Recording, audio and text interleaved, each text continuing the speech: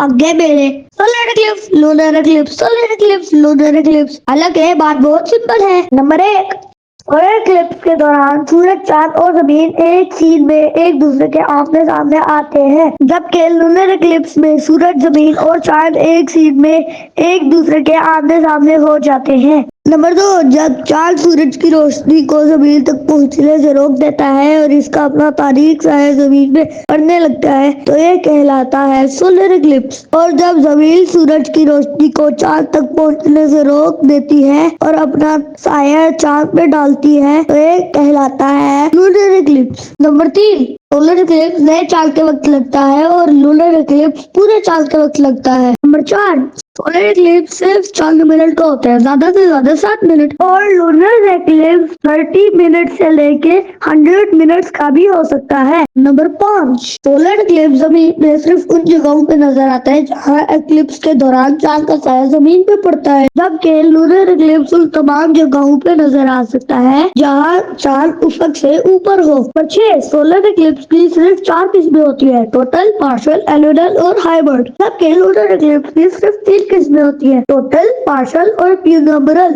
Number 7, solar Eclipse को देखने के लिए खुद की आंखों के साथ साथ दूसरी हिफाजती चश्मों की भी जरूरत होती है, जबकि लूनर इक्लिप्स को देखने के लिए अल्लाह ताला की दी गई हमारी 2 आंखें ही काफी है। नंबर 8, सोलर इक्लिप्स साल में 2 से 5 मरतबा होता है और लूनर इक्लिप्स वो भी साल में 2 से 5 मरतबा होता है। नंबर 9, सोलर इक्लिप्स के दौरान सूरज अंधेरे में डूब जाता है और सितारे नजर आने लगते हैं, जबकि लूनर इक्लिप्स के दौरान चांद सुर्ख नजर आने लगता है।